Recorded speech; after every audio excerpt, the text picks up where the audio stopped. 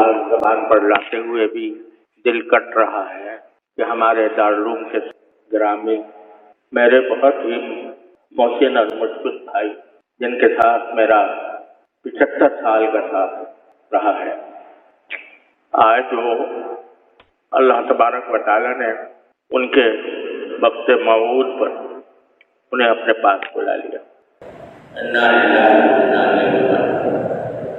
اس صدمے کے اظہار کے لیے میرے پاس کوئی ذخیرہ نہیں ہے۔ ہم سب کے لیے ایک بہت بڑا صدمہ ہے، ایک عظیم سایہ ہمارے سر سے اٹھا ہے۔ آپ حضرات جانتے ہیں کہ تقریباً 2 سال سے حضرت صاحب فراج تھے، لیکن اسی دوران الحمدللہ وہ باتیں بھی کرتے تھے اور مجموعی اعتبار سے کمزوری کے سوا کوئی بڑا مرض نہیں تھا۔ اگر بیچ میں کچھ امراض پیش آئے، ایسی حالتیں بھی ہوئیں جن میں مایوسی کے قریب پہنچ گئے، لیکن اللہ تبارک و تعالیٰ نے اپنے فضل و کرم سے انہیں دوبارہ صحت عطا فرمائی، اور ہم اللہ تعالیٰ کے فضل و کرم کے بھروسے پر ان کی عیادت بھی کرتے رہے، ان سے باتیں بھی ہوتی رہیں، اور اب کچھ عرصے سے ان کی جو رپورٹیں ہیں وہ بھی بہت اچھی آ رہی تھیں۔ ابھی کچھ عرصے پہلے تک ان کے گردے کی تکلیف بڑھ گئی تھی، کریٹینن 5 تک پہنچ گیا تھا، جس پر بعض اوقات ڈائلیسس کرانے کی تاکید کی جاتی ہے، لیکن الحمدللہ آخری رپورٹ جو اب آئی وہ 100% نارمل تھی، اور 1.3 ان کی کریٹینن کی رپورٹ آئی، اور بھی رپورٹیں سب اچھی آ رہی تھیں۔ اور آج انہوں نے باتیں بھی کیں، اور مغرب کے بعد پانی بھی مانگا، پانی بھی پیا، اور تمام حالات تقریباً نارمل جیسے تھے۔ صرف اتنی بات ہے کہ کمزوری بے انتہا تھی، جس کی وجہ سے غذا ان کو ناک سے دی جا رہی تھی۔ لیکن اچانک میں عشاء کی نماز کی اذان کے بعد نماز کی تیاری کر رہا تھا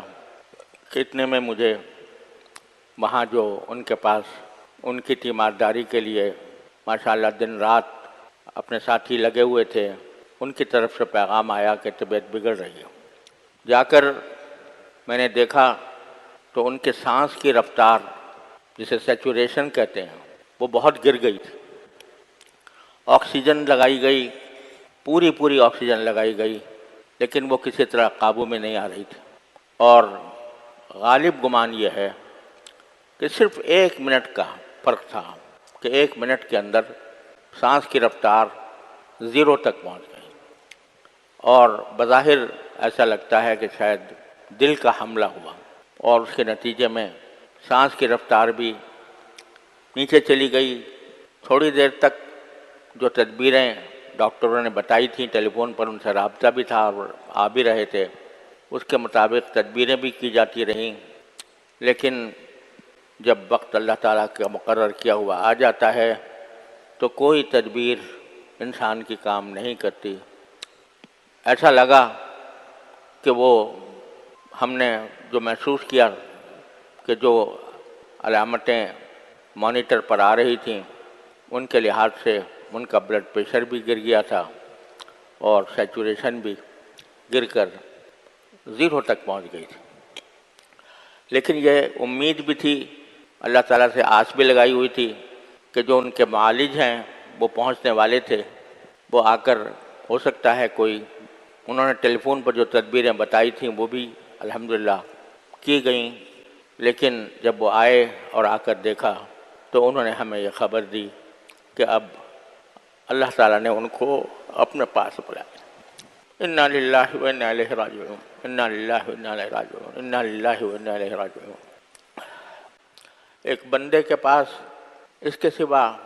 کوئی راستہ نہیں ہے کہ اللہ جل جلالہ کے فیصلے پر راضی رہے۔ دل میں صدمے کے طوفان بھی ہو، رونا بھی آ رہا ہو، دل بھی بے چین ہو، لیکن لا نقول الا ما یرضی ربنا، جیسے کہ رسول کریم سرور دو عالم صلی اللہ علیہ وسلم نے ارشاد فرمایا، اللہ تعالیٰ کا فیصلہ ہے، برحق ہے، ہر ایک انسان کا ایک وقت مقرر ہے، کوئی اس سے خالی نہیں، اس سے کوئی 1 منٹ پہلے 1 منٹ پیچھے اس کو نہیں کیا جا سکتا۔ اگر کوئی دنیا کی بڑی سے بڑی قربانی کسی انسان کے سانسوں میں، اس کے دل کے دھڑکنوں میں اضافہ کر سکتی تو صحابہ کرام رضی اللہ تعالیٰ عنہم اجمعین رسول کریم صلی اللہ علیہ وسلم کے ایک سانس کے بدلے اپنی ہزاروں زندگیاں نچھاور کر دیتے۔ لیکن جب آپ کا وقت آ چکا تھا، اللہم الرفیق الاعلیٰ آپ نے فرمایا، تو دنیا سے رخصت ہو گئے، اور کوئی بڑی سے بڑی قربانی بھی اللہ تعالیٰ کے اس فیصلے کو روک نہیں سکی۔ آج ہمارے ساتھ ہمارے لحاظ سے اس وقت ہمارے ماحول میں اپنے بزرگی کے اعتبار سے، اپنے علم کے اعتبار سے، اپنے فضل کے اعتبار سے،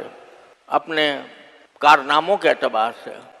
اپنی خدمات کے اعتبار سے اس وقت ان سے بڑی شخصیت مجھے کوئی اور نظر نہیں آتی۔ لیکن ہر بڑی شخصیت ایک وقت اس کو جانا ہوتا ہے۔ اللہ تعالیٰ نے الحمدللہ ان کو اس حالت میں اپنے پاس بلایا کہ ان کی الحمدللہ ان کے فیوض، ان کے شاگرد، ان کے علوم، ان کی کتابیں، ان کی تصانیف، ان کے فتاوی الحمدللہ ساری دنیا میں فیض پھیلا رہے ہیں۔ اس لیے جو ہرگز نمی داں کہ دل زندہ شد با عشق، جس کو دل عشق سے، عشق الہی سے معمور ہو، وہ مرتا نہیں ہے۔ اللہ تبارک و تعالیٰ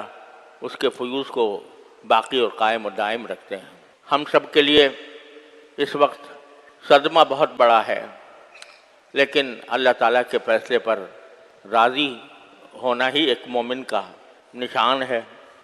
اس پر جب بھی صدمہ ہو تو انا للہ و انا الیہ راجعون کثرت سے پڑھنا چاہیے۔ اور میں آپ حضرات سے یہ درخواست کرتا ہوں، سب سے درخواست کرتا ہوں کہ جو وقت ہے اس کو زیادہ سے زیادہ ان کے ایصال ثواب کے لیے خرچ کریں۔ قرآن کریم کی تلاوت کر کے، نفلیں پڑھ کر، ذکر کر کے، تسبیحات کر کے، جس طرح بھی ہو ان کی روح پرفتوح کو ثواب پہنچانے کی کوشش کریں۔ ایک مسئلہ آپ حضرات کے پاس آنے میں جو دیر لگی، اس کی پہلی وجہ تو یہ تھی کہ ابھی ہمیں یقین کرنا تھا کہ واقعتاً یہ حادثہ پیش آ گیا ہے، کیونکہ ڈاکٹر جب تک تصدیق نہ کرے اس وقت تک ایک امید بندھی ہوئی تھی کہ شاید ابھی کوئی زندگی کی رمق باقی ہو۔ ڈاکٹر صاحب کے آنے میں کچھ وقت لگا، ان کو انہوں نے دیکھا، اس کے بعد کہ ضروری فوری انتظامات کرنے ضروری تھے، اس میں مصروفیت رہی، خبر ساری دنیا میں پھیل گئی اور ہر طرف سے ٹیلی فونوں کا تانتا بندھا ہوا۔ اس وجہ سے آپ تک پہنچنے اور آپ سے بات کرنے میں دیر لگی۔ ایک دوسرا مسئلہ اس وقت یہ ہے کہ نماز جنازہ اور تجہیز و تکفین کا مرحلہ درپیش ہے، لیکن یہ بھی ایک افسوسناک سی صورتحال ہے کہ ان کے جلیل القدر صاحبزادے حضرت مولانا محمد زبیر صاحب، اللہ تعالیٰ ان کے عمر میں، علم میں، عمل میں برکت عطا فرمائے، وہ اس وقت سفر پر ہیں، اور نماز جنازہ کا وقت کا تعین اس بات پر موقوف ہے کہ ان کی واپسی کے لیے جو سیٹیں بک کرائی جا رہی ہیں ان کا صحیح پتہ چل جائے۔ ان کا صحیح پتہ چلنے کے بعد ہم یہ فیصلہ کر سکیں گے کہ نماز جنازہ کس وقت کی جائے۔ ظاہر ہے کہ حضرت رحمۃ اللہ علیہ کہ وہ ولی اقرب ہیں، اور انہی سے اجازت لے کر اور انہی کے مشورے پر ہمیں عمل کرنا ہے۔ اس لیے ابھی اس کا انتظار ہے کہ ان کی کون سی پربات سے ان کی سیٹ ہوتی ہے۔ جب وہ صورتحال واضح ہو جائے گی تو انشاءاللہ ہم اعلان کریں گے کہ نماز جنازہ کب ہوگی، اور اس سے پہلے آج رات میں ہی امید ہے کہ انشاءاللہ صورتحال واضح ہو جائے گی تو ہم رات ہی میں بھی اعلان کرنے کی کوشش کریں گے، ورنہ زیادہ سے زیادہ صبح فجر میں اعلان ہو جائے گا۔ اس وقت تک آپ حضرات پرسکون رہیں اور اللہ تعالیٰ سے لو لگائیں، اللہ تبارک و تعالیٰ سے ان کی مغفرت کی، ان کے درجات کی بلندی کی دعائیں کریں، اور جتنا ہو سکے انہیں ایصال ثواب کرنے کی کوشش کریں۔ بس یہ چند کلمات تھے جو مجھے آپ حضرات سے اس وقت کہنے تھے۔ اللہ تبارک و تعالیٰ اپنے فضل و کرم سے ہمیں اس عظیم صدمے کو سہارنے کی توفیق عطا فرمائے، اور اللہ تعالیٰ